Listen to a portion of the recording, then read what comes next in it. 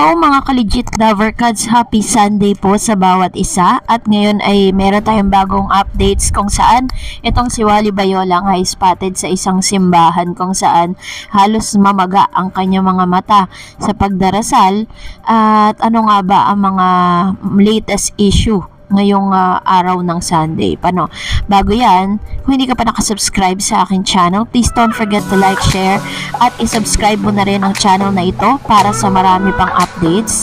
At para lagi kang updated, i-push mo yung subscriber button and bell button para ikaw ang unang-una makakapanood sa mga videos po natin. Katulad ng lagi nating ginagawa, hindi tayo pwede magsawang magpasalamat sa lahat ng mga legit Lovercats and legit mga legit subscribers po natin na laging nag-aabang araw-araw sa ating pong daily updates, So ngayong araw nga pag-usapan natin ito dahil talagang mainit-init, hanggang sa ngayon ay talagang pinag-uusapan pa rin sa news online ang lahat ng mga na-achieve nga ng EAT na hindi kayang ma-achieve ng ilan sa mga noontime show na meron tayo ngayon sa Pilipinas. Una, nung pumasok ang EAT sa TV5 ay tinanghal ang TV5 bilang TV Station of the Year na sa nakalipas na maraming taon ay hindi po to nakukuha o hindi man lamang nagiging nagkakaroon ng award ang TV5. But this time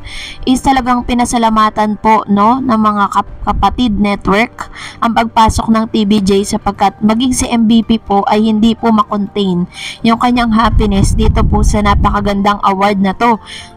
At sa pagkalipas po ng ilang buwan pa lang ay ang dami na po nilang award na naiuwi, Kasabay nga nito is sa malasakit na ipinakita nga nitong ni Mr. MVP or Manny B. Pangilinan para sa TVJ ay tinanghal sila at ang dami po nilang naiuwi. Hakot awards nga po ang TVJ patungkol sa bagay na ito. Pero syempre, tulad po niyan, kapag may blessing, laging meron pong issues na kakabit ang lahat ng ito. Kasi matapos po na makuha ng Tape Incorporated or Television and Production Exponent Incorporated ang YouTube channel ng Eat Bulaga, kahapon nga Saturday ay nagsimula na silang mag-live. Kaso nga lang po sa kanilang pagla-live ay talagang masasabi mo na hindi nila nakuha 100% yung suporta ng maraming mga netizen. At ilan pa sa mga nagkakalat na mga news about this is that isa sa mga, if you remember, Models of Manila, is possible na ang TVJ ay magtutungo po sa cybercrime, Anti-Cybercrime Group, Philippine National Police. Parang lalabas na criminal cases na po yung pwede nilang i-case dito po sa Tape INC dahil nga maliwanag na pagnanakaw yung kanilang ginawa dito po sa nasabing YouTube channel po ng Branded Eat Bulaga. Kasi maaring sinabi ko nga po sa inyo sa mga latest vlogs po natin na maaaring ito po ay nagsadya sila or sumulat sila or nag-email or nakipag-meeting dito po sa Google sa Singapore, which is in Singapore, at nagpakita sila ng ilan sa mga dokumento na sinasabi nila na sila ang nagmamay-ari nito pero hindi sila ang gumawa. Kasabay nga nito, pag po pinuntahan nyo po yung YouTube channel po nila, ay makikita nyo pa rin yung muka ng mga TVJ na nando doon. Hindi pa rin nila inaalis. Inunlisted lang po nila pero nandun pa rin. So, maliwanag na pwede pa rin silang kasuhan ng copyright infringement dito po sa nasabing case na ito. Pero, aside from that, of course, medyo ito po, spotted nga itong si Mr. Wally Bayola sa isang simbahan na ipinost po ito ng ilan sa mga fan na nakita po siya dito na nagdarasal ng mataimtim. Alam naman natin na may pending case pa itong si Mr. Wally Bayola sa MTRCB patungkol sa kanyang yung kanyang pagmumura ng live dito po sa Sugod Bahay Mga Kapatid segment.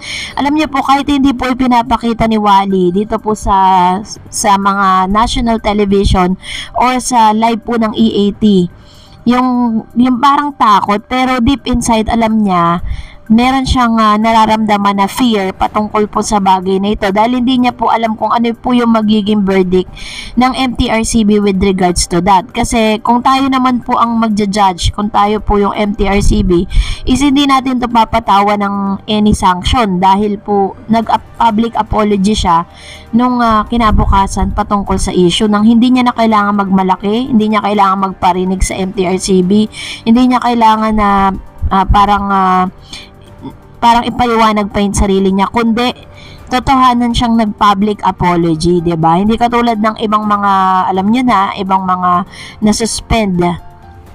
Parang nagpaparinig pa, naghahamon pa, at kung ano-ano pang sinasabi against MTRCB. At ngayon, parang mag-aapela pa sila.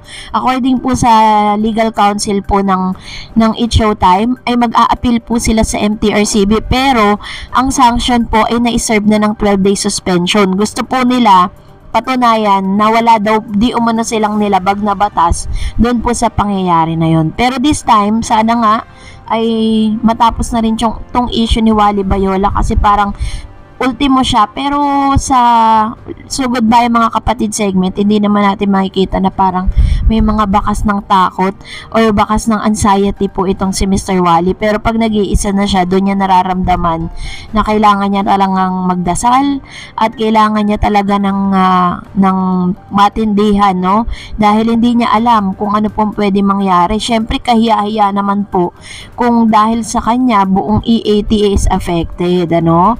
Kaya pinag-iinitan nga po ng maraming mga netizen. Ito pong MTRCB na to, talagang ang dami po hanggang sa ngayon, marami po talaga ang parang nagpipetisyon na kailangan na daw na pababain sa pwesto itong si MTRCB Chair Lala Soto dahil siya po ay anak ni Tito Sen, no? Baka sinasabi po nila na meron daw pong conflict of interest kasi nga magkamag-anak po sila. So, ano kaya yung mangyayari patungkol sa sa chika na ito, no? And at the same time, nababalitaan din po natin na doon po sa YouTube channel ng nito pong nasabing Tape Bulagta is ang dami na pong mga nag-alisan, marami na pong mga naghihikayat na mag-unsubscribe na po doon po sa official YouTube channel na yun kasi nakita rin naman po natin na kahapon nung nag-live po sila dun po sa YouTube channel na ginagamit nila ngayon is 5.3 million subscribers pero ang nanonood lang ng live is 1,000. Sino-sino yung mga 1,000 na yon? It only shows na talagang kahit ano pong gawin nila, kahit anong kunin nila sa TBJ, they will never get the support ng mga legit Daver cards. Kaya kahit ano pong gawin nila, ang mas maganda, ibalik na lang nila kung ano po yung para sa TBJ para po mas maging fair ang competition. And that's it for today. For more videos and updates, please don't forget to like and subscribe and please follow me on my Facebook page, DarEdsTV. God bless everyone!